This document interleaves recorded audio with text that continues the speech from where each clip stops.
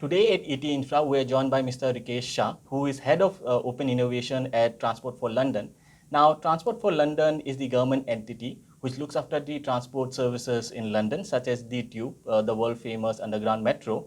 So, Mr. Rikesh Shah, welcome to India. Thank you. Now, could you briefly highlight, the agenda, what brings you out here to India? Yeah, thank you, and it's lovely to be in Delhi. And I've been invited here by my colleagues at London and Partners. London and Partners is the economic development agency for trade and industry within London. And I'm here to meet the fantastic innovators, both corporates and startups who want to solve some of London's challenges. Right. Now, you are heading the Open Innovation Hub within Transport for London. Give us a brief as to its working and its mandate. Yeah, so the Open Innovation Hub that we have at Transport for London is unique in the public sector. And the focus is very much along the lines of how do we better, through a design thinking approach, define the problems that we have. There could be big problems or there could be small problems. Then the idea is by working with innovators, and there could be big, small, NGOs, for profit, to co-develop solutions. And not only just develop one solution, but iterate. So develop a minimum viable product, iterate, test it in a live environment, ultimately with a view to hopefully scale. And if it doesn't scale, we learn from it and we fail really quickly. Right. You have come to India. You have had some engagements with startups and India-specific technology companies. Could you give us a brief what Transport for London is looking for with this sort of engagements?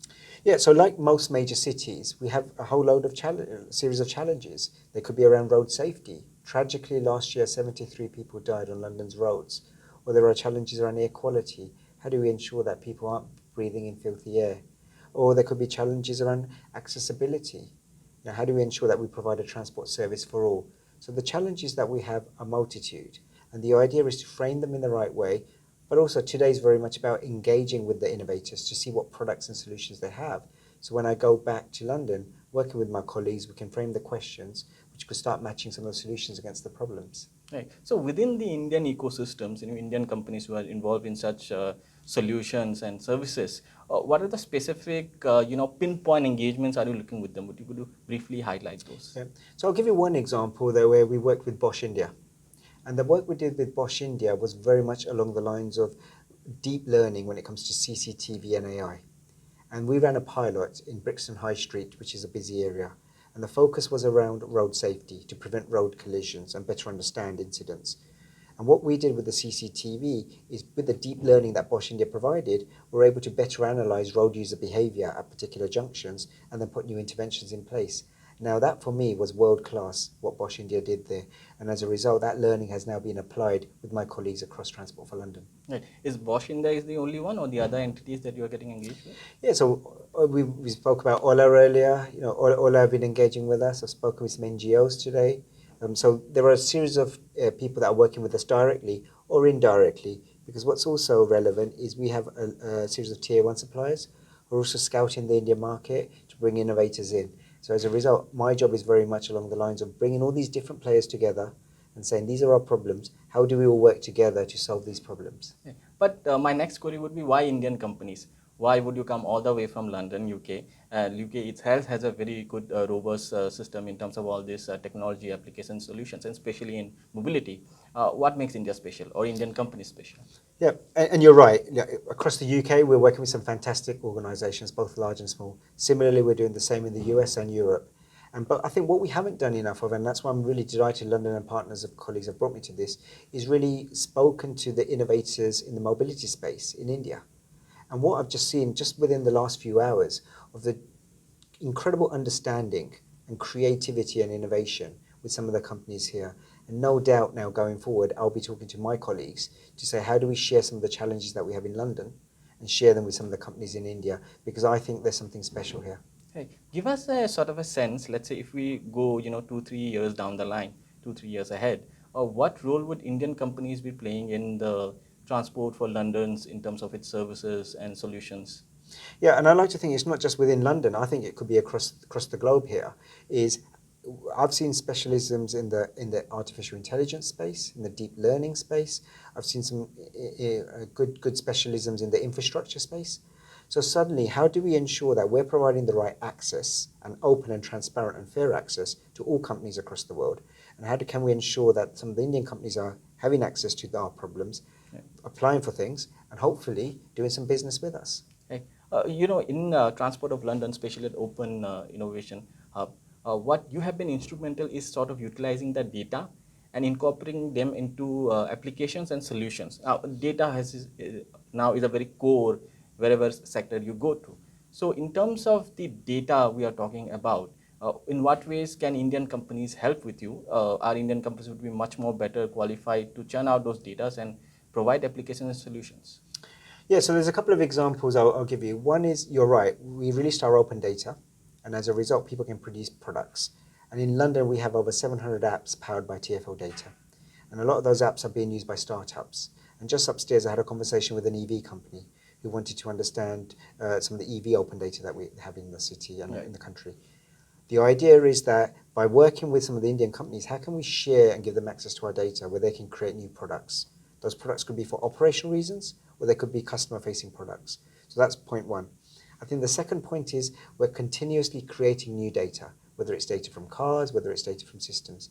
Again, I think working with some of the companies in India, how can they help us best leverage that data and use that data to create best value? And that best value could be running things safer, running things more securely, or it could be optimizing the system. Right. You are a government entity. Would you give us an sort of a brief idea how Transport for London is engaging with its counterpart, either in Delhi or any other of the Indian metro cities? What sort of engagement, if at all, that's happening?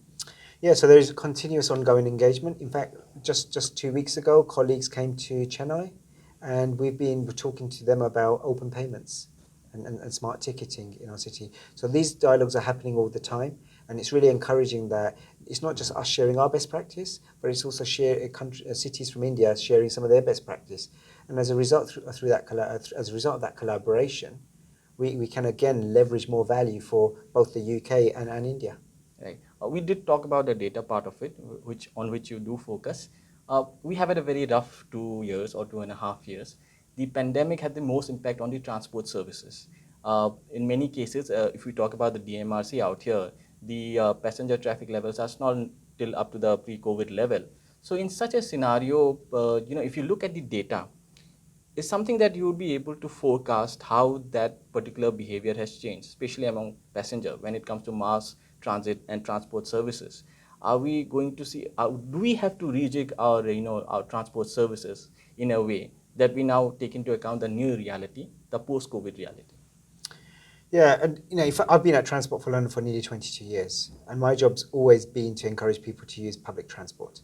And suddenly, in March, a couple of years ago, my job became to say, actually, please don't use public transport for safety reasons. So that's been a big cultural shift. What we've seen on transport, looking at some of our numbers, we're around 70 to 80% pre-pandemic levels on the bus, on the tube, and on the bus it's slightly higher. And I think we're still watching and learning what the level of behaviours are. But suddenly on Mondays and Fridays during the peak, it's not the same as it was pre-pandemic. Tuesday, Wednesdays, Thursdays, still high usage. But also we're seeing an increase of usage on the Friday evenings. And we're seeing greater levels of usage or similar levels of usage to the pandemic on Saturday and Sunday. So we need to wait and see as to see how people are using the city. Some organisations now are making it more mandatory to come into work.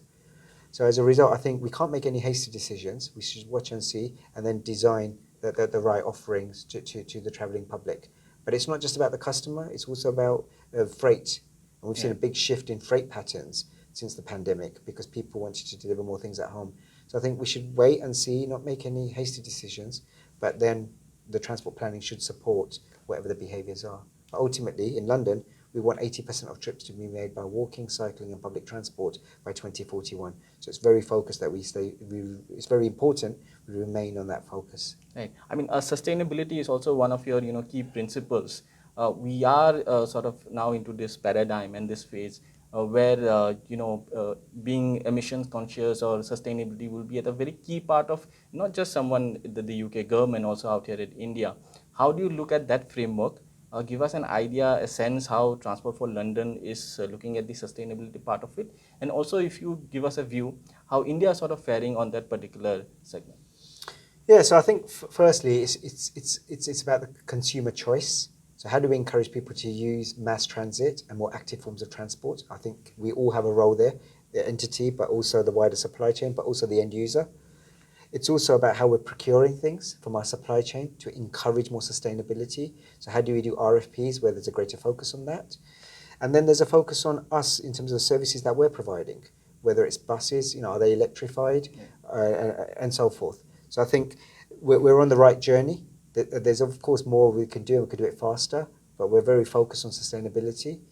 I think going back to your question on India, what I've started to see here has been, I used to come here every year, every 6 months, and I've not been here for 4 years. I've seen that shift. I'm seeing more solar farms, I'm seeing more electric vehicles, I'm seeing more people cycling, and this is in Baroda, so that's where I am at currently. I'm also seeing, yesterday I used the bus. You would have asked me to use the bus 4 years ago in local transport, they would have said, why are you using that? So I'm certainly seeing a behaviour shift. And I think what's really encouraging is the city municipality, but also the residents are recognising their role in sustainability. There's more to be done, but it's good to see progress being made. And metros are being introduced, bus lanes are being introduced, so I'm seeing more investment in mass transit.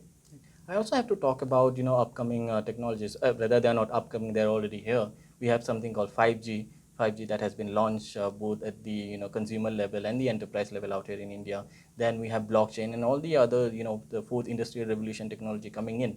Give us a sense, Transport for London, how you are sort of utilizing it, leveraging it, and what lays ahead with this sort of technologies going ahead, especially for the mobility and transport. Yeah.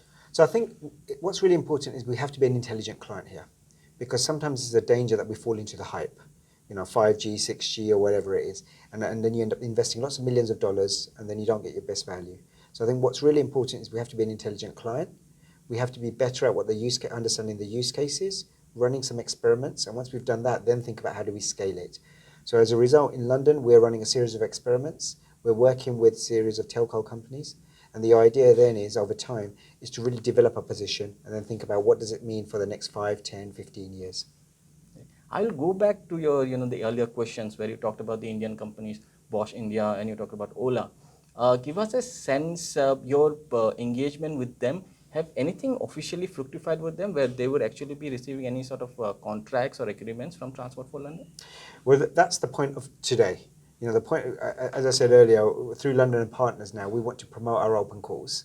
And as a result, hopefully give them access. Now, Bosch India, the work we did with them was through Bosch in the UK. So how it worked contractually, I don't know. But we clearly have worked with Bosch India through Bosch. And my last few queries would be around the government side, this government to government. Both in UK and India have a robust relationship. We have a history. It's a legacy history.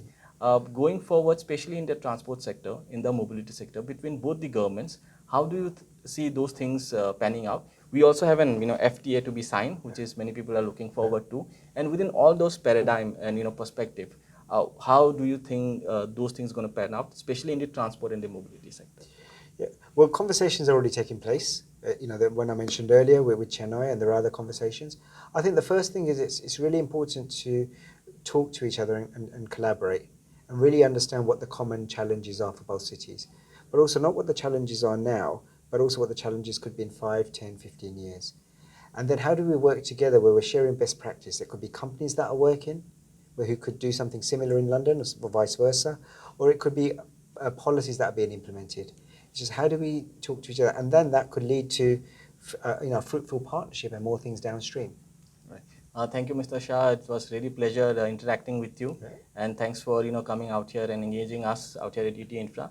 Really appreciate it. Thank you.